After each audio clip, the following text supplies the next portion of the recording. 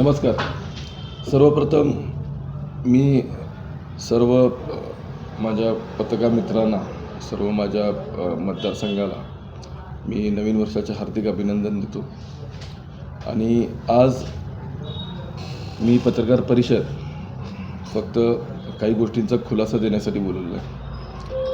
तर मी प्रभाग 18 मधून निवडणूक रिंगणात उतरणार होतो, पण महायुतीच्या जागेंच्या वाटाघाटीमुळे मला एक पाय तिथनं मागं घ्यायला लागला. कारण तिथं भाजपची सीट होती. भाजपची सीट कारण 2015 साली ज्यावेळी जयश्रीताई नगरसेवक होत्या, तर त्या भाजपमधून लढल्या होत्या. म्हणून भाजप ही सीट आपल्यासाठी क्लेम केली. तर तिथं शिवसेनेची सीट तिथून उमेदवारी द्यायची नाही असं त्यांनी निश्चित केलं. तर आम्ही त्या गोष्टीला मान्यता दिली. कारण का, शेवटी महायुती आहे आणि महायुतीला एकमेकांना घेऊनच पुढं जायला पाहिजे. त्यामुळं तातडीने पालकमंत्र्यांनी आणि राजे क्षीरसागर साहेबांनी आम्हाला भाग बदलून दिला. आणि हे डिसिजन महायुतीचं जे होतं हे तातडीनं झालं. आणि अचानक रात्री मला 9:30 वाजता कळालं की माझा भाग 18 बदलून हा 11 क्रमांक झालेला आहे. तर ज्यावेळी असं अचानक गोष्टी घडतात त्यावेळी सगळी संभ्रम स्थिती होते. आणि संभ्रम स्थितीमध्ये सगळ्या गोष्टी विस्कळीत व्हायला चालू होतात. पण नशिबानं हा भाग जो आलेला आहे तो भाग हे आमचं मूळचं घर आहे, तोच भाग आलेला आहे, कैलासगडचे स्वारी परिसर. आणि पहिल्यांदा ज्यावेळी 2005 साली पहिल्यांदा संभाजी जाधव नगरसेवक हे रिंगणात उतरले, म्हणजे ते माझे चुलते, तर ते ह्याच भागातून त्यांनी पहिली आपली इलेक्शन लढवली. इलेक्शन ज्यावेळी लढवली त्यांनी 2005 साली, त्यावेळेला ते भरपूर मताधिकारी निवडूनसुद्धा आले.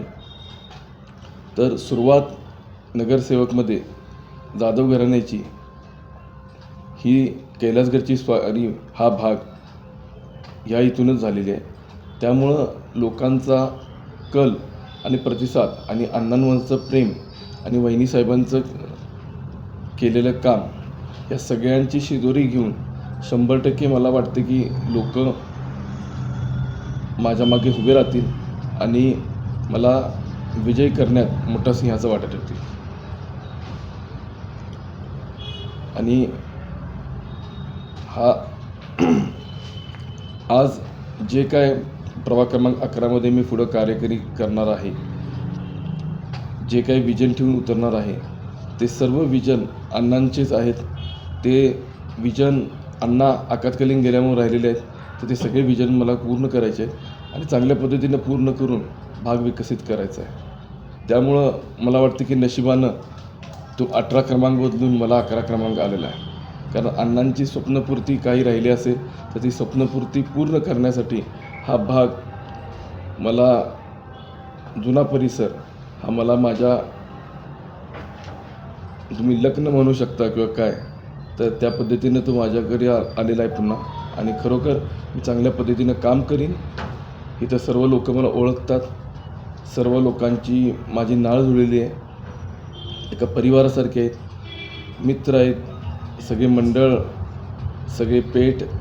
हे फुटबॉलचं बालेकिल्ला आहे. तर फुटबॉलच्या बालेकिल्ल्यामध्ये 100% आमचा सिंहाचा वाटा आहे. कारण सर्व फुटबॉल टीमला आम्ही अण्णांपासून आम्ही निस्वार्थपणे त्यांना मदत करत आलेलो आहे. सगळ्या गोष्टींसाठी प्रोत्साहन देत आलेलो आहे. त्यांचाही आम्हाला खूप कल आहे आणि मंडळाने खूप मदत केलेली आहे. आमदारकीच्या वेळेलासुद्धा अण्णांना त्यांनी भरभरून मतांनी विजयी केलेला आहे. वहिनीसाहेबांनाही त्यांनी विजयी केलेला आहे. तर ही सगळी अण्णांवरचं प्रेम, वहिनींचं काम आणि जे आजपर्यंत आम्ही त्यांच्यावर विश्वास ठेवून सगळ्या गोष्टी केलेल्या आहेत, जनतेवर जे विश्वास ठेवून सगळ्या गोष्टी केलेल्या आहेत, त्याची ही पोचपावती त्यांनी सगळ्या इलेक्शन्समध्ये जाधव कुटुंबियाने दिलेली आहे. असेच 7 प्रभाग क्रमांक 11मध्ये आणि प्रभाग क्रमांक 13मध्ये सुद्धा आमचे बंधू ओमकार संभाजी जाधव, जे संभाजी जाधव म्हणजे 3 टर्म राहिलेले हॅट्रिक केलेले नगरसेवक आहेत. त्यांनी आता आपली सावली म्हणून ओमकार जाधवला रिंगणात उतरवलेलं आहे प्रभाग क्रमांक 13मधून. तर त्यालाही तुम्ही साथ द्या. आणि तिथेही मतदारसंघ, जुना मतदारसंघ आहे त्यांचा महालक्ष्मी नगर, तर त्याची जोड आहे वाय पी पवार नगर. तर हा सगळा इंडस्ट्रियल एरिया आहे. आम्ही उद्योजक आहोत आणि उद्योजकांचा 100% आम्हाला सपोर्ट असणार आहे आणि सर्व जनतेचा सपोर्ट आहेच. कारण आम्ही आजपर्यंत निस्वार्थपणे काम केलेलं आहे, कुठलीही न अपेक्षा ठेवता. इथून पुढं तीच वाटचाल, तीच शिदोरी आम्ही पुढं ठेवणार आहे. आणि आज आम्हाला पुढं जाताना एवढंच म्हणायचं आहे की 2 युवक रिंगणात उतरणार आहोत की जे प्रभागाला एक स्मार्ट प्रभाग म्हणून विकसित करणार आहे. हे विजन ठेवून आम्ही उतरवलेलं आहे. तर ह्या विजनला तुम्ही पूर्वदृष्टी द्या आणि जनतेनं ह्याला दृष्टी देऊन पुढं आणावं असं मला वाटतं आहे. आणि खरोखर जनता आम्हाला साथ देईल हेही आम्हाला जनतेचं प्रेम बघून कळून मिळतं आहे. तर माझं एवढंच म्हणणं असेल, येत्या 15 जानेवारीला जे मतदान होणार आहे ते एका युवकांना तुम्ही संधी द्या आणि त्यांना संधी देऊन भाग विकसित करायला, नवीन विचारांना भाग विकसित करायला त्यांना प्रोत्साहन द्या. आणि 100% आम्ही 24 तास, जाधव कुटुंबीय दोन्ही उमेदवार 24 तास तुमच्या सेवेसाठी तत्पर असतील. सर्व माझ्या मतदार बंधूंना, सर्व माझ्या मित्रांना, सर्व माझे जेवढेही मंडळ आहेत, जेवढे फुटबॉल टीम्स आहेत, त्यांना विनंती आहे की तुम्ही जशी अण्णांना साथ दिली तशी आमचीही साथ द्या आणि ही इलेक्शन चांगल्या रीतीनं आपण पार पाडू. आणि तुमचं सहकार्य म्हणजेच मत असं मी समजेन. आणि आपण या पुढं सर्व गोष्टी मिळून करायच्या आहेत. त्यामुळं अण्णांचं स्वप्न पूर्ण करायचं आहे, त्यासाठी तुम्ही सर्वांनी पाठीमागं राहावा. पहिली गोष्ट, मी प्रचार यंत्रणा माझी सुरुवात केली. प्रचार यंत्रणा ज्यावेळी मी सुरुवात केली त्यावेळेला मला माझ्या पक्षाकडून ग्रीन सिग्नल मिळाला होता की तुम्ही प्रचार करा. तो ग्रीन सिग्नल ज्यावेळी मला मिळाला त्यावेळी मी 24 डिसेंबर रोजी माझा प्रचार झाडावरचं गणपतीतून सुरुवात केली. पण ज्यावेळेला ही महायुतीची ज्यावेळी सीट्स फायनल होत होते त्यावेळेला त्या सीट्समध्ये काही गोष्टी ओढाताणीच्या होत्या आणि त्या सुटत नव्हत्या, तो तिढा सुटत नव्हता. त्यामुळं तो रात्री शेवटपर्यंत, माझ्या मते आदल्या दिवशी जेव्हा पत्रकार परिषद तुमची होती 5, 5:30, 6 वाजता, त्याच्या अर्धा तास अगोदर तो तिढा सुटलेला आहे. त्यामुळं महायुतीचे उमेदवार जे होते, ज्यांनी निवडणूक रिंगणात उतरण्यासाठी अर्ज भरलेले, ते जवळजवळ 800च्या पुढे होते. आणि 81 भागातनं 800 अर्ज जर आले असतील तर त्यात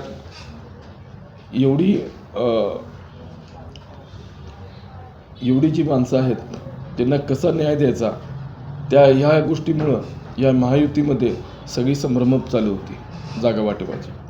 त्यामुळं हा संभ्रम शेवटी युती न तुटता हा संभ्रम सोडवला गेला. काही माझे कार्यकर्ते जे असतील किंवा काही लोक जी अर्ज भरलेले आहेत, जी 800 लोकं आहेत, 81 जणांना मिळालं म्हणजे 800 लोकांमधले 81 गेले, ते बाकी 700 लोकांना तरी नाराजी पत्करावी लागली. त्यामुळे काही लोकांनी बंडखोरी करायचा निर्णय घेतला, काही लोकांनी हे करायचा निर्णय घेतला. मला असं वाटतं की सर्व लोकांनी ते स्वीकारावं आणि आपापल्या पक्षाशी चांगल्या पद्धतीनं काम करून पुढं जावं. कारण कसं असतं की चान्स 10तला 1 मिळतो. सर्वच परीक्षेला बसल्यानंतर पास थोडी जण होतात, थोडी जण होत नाहीत. तर तो आपला निकाल म्हणायचा, आपण पुन्हा काम करायचं, पुन्हा तयारी करायची, पुन्हा परीक्षा द्यायची, आपण 100% पास होऊ. तर त्यात मला वाटते की नाराजी आणि बंडखोरी ही करणे योग्य नाही. आपापल्या पक्षाबरोबर कोणताही पक्ष असो, तो त्यांचा विरोधी पक्षांचा सुद्धा पक्ष असो, न बंडखोरी करता आपापल्या पक्षाबरोबर चांगल्या पद्धतीने राहावं असं मला वाटतं. मुळात ज्या प्रभागातून मी उभारलेलो आहे तिथं फुटबॉल जो आहे हा सगळ्यात मोठा खेळ आणि सगळ्यात मोठे फुटबॉल प्रेमी इथली जनता आहे. पेटापेटांमध्ये फुटबॉलची चुरस असते. त्या जनतेलासुद्धा त्या चुरशीची एक आवड आहे. त्यामुळं आपल्याकडं फुटबॉल हा सगळ्यात मोठा, क्रिकेटपेक्षा फुटबॉल हा सगळ्यात मोठा खेळ आहे. तर आमचा स्वतःचाही फुटबॉल हंगामीमध्ये स्वतःचाही चंद्रकांत चषक असतो, लोकांचा उत्स्फूर्त प्रतिसाद असतो. तर हे जे विजन आहे, हे विजन अण्णांचं होतं की कोल्हापूरचं जो फुटबॉल आहे तो एक आंतरराष्ट्रीय दर्जावर न्यायचा प्रयत्न करायचा आहे. त्यासाठी त्यांनी बाहेरून आउट ऑफ इंडिया कोचसुद्धा आणले होते स्पेनवरून, की जेणेकरून टेक्निकॅलिटीज काही प्लेयर्सांना मिळतील. तर ते सुद्धा आपण केलेलं आहे. आपण स्वतःची कोल्हापूर FC वुमन्स टीम पण आहे, जी आपण माझ्या इंडियात 2 नंबरला आहे. पण आत्ता झाली गेली 3 वर्ष आपण ते स्टॉप केलेलं आहे अण्णा ज्यावेळेपासून गेल्यापासून. पण ही जी कल आपण पुन्हा सुरुवात करतो आहे आणि ही कल सुरू करत असताना 100% जो माझा मतदारसंघ आहे त्यातनं नवीन प्लेयर्स मला मिळतील. त्यांच्यासाठी आमचं ऑर्गनायझेशन उभं राहील. आत्ता आमचं फाउंडेशन पण आहे, आमदार जयश्रीताई फाउंडेशन. त्या फाउंडेशनच्या माध्यमातून आम्ही ह्या भागात जवळजवळ एक 400 ते 500 आम्ही कार्यक्रम घेतले असतील. वेगवेगळ्या पद्धतीचे आपण त्यांना ट्रेनिंग्स दिलेले आहेत. त्यांना स्वतःच्या स्वबळावर कसं उभं राहायचं हे शिकवलेलं आहे. आणि आत्ता जर हे करत असताना ह्या भागात ऑलरेडी मंगळापेठ म्हणा किंवा मंगळापेठेच्या बाहेर शिवाजी पेठेत म्हणा, संभाजीनगर या साईडला, त्याच्यानंतर टेंबर मार्केट या साईडला, या ठिकठिकाणी ज्या लेडीज आहेत, गरजू लेडीज आहेत, त्यांना आपण ऑलरेडी ट्रेनिंग दिलेलं आहे आमदारकी असताना. तर या सर्व गोष्टी ज्या आहेत त्या ऑलरेडी आमच्या चालू आहेत. आणि विजन एक आहे की आता जो मेन गोष्टी इथं पाण्याची टंचाई आहे, तर ती पाण्याची टंचाई कायमस्वरूपी कशी मिटवली जाईल याच्यावर माझं लक्ष केंद्रित असणार आहे. चारी प्रभाग मिळून एक प्रभाग झालेला आहे. तर 40 प्रभागांचं व्यवस्थित नियोजन पद्धतीनं काम आणि नियोजन लावून त्यांचं सुशोभीकरण करणं हेच मोठं टास्क असणार आहे. कारण पहिला भाग अभ्यास करून त्याच्यावर नियोजन लावून वेल मॅनेजमेंट करून हा भाग करणं हेच मोठं विजन आहे.